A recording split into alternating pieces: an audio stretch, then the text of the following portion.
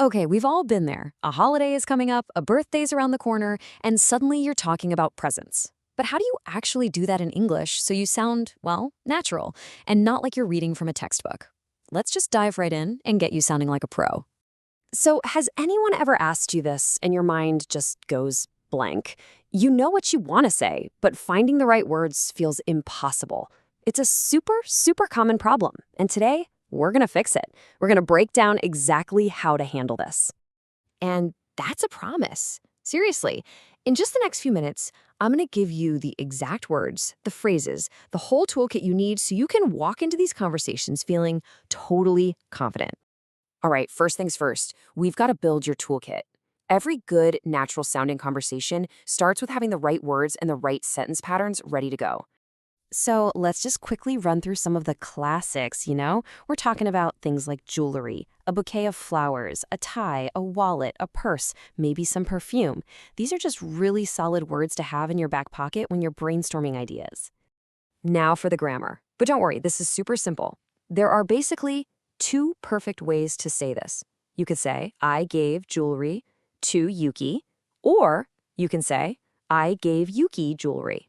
Both are correct, both mean the exact same thing, no difference. But, and this is the important part, even though both are 100% correct, you are going to hear that second one, I gave Yuki jewelry, way more often in just regular, everyday chats. It just flows a little better, it's more direct, so that's a great one to get comfortable with. Okay, I need you to lean in for this one. Pay close attention, because there is one really common mistake that people make, and if you can avoid it, you are going to sound so much more natural. It's an easy fix, I promise. And here it is. When you're talking about gifts with friends, with family, just always use the verb give. Don't use present. So you wouldn't say, I presented my parents wine. It just sounds a little stiff, a little too formal. You just say, I gave my parents wine. Simple, right? All right, so now we've got the words, we've got the grammar patterns. Enough with the rules. Let's actually see how this all comes together in a real-life conversation.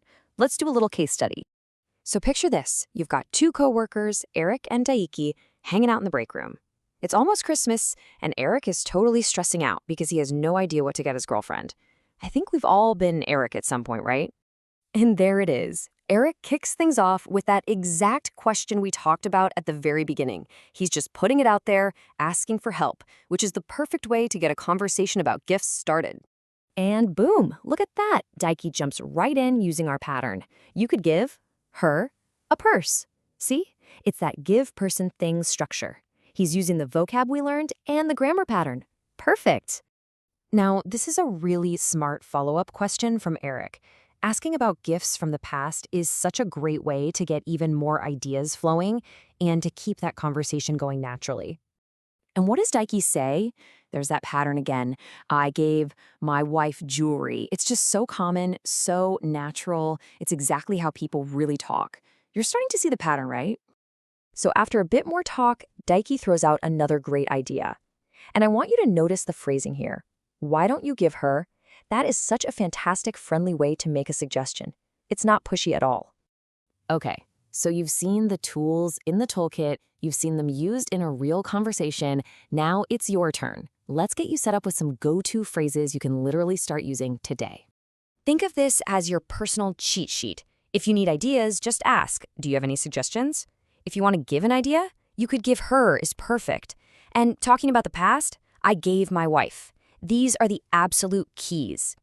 And look, you can even break it down into a simple little template. You can mix and match. Step 1, talk about a past gift. Step 2, make a new suggestion. You just fill in the blanks.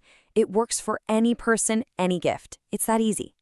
So if you forget everything else, if you only remember one single thing from this entire explainer, please let it be this. This is the golden rule. Give plus the person plus the gift. It is your secret weapon.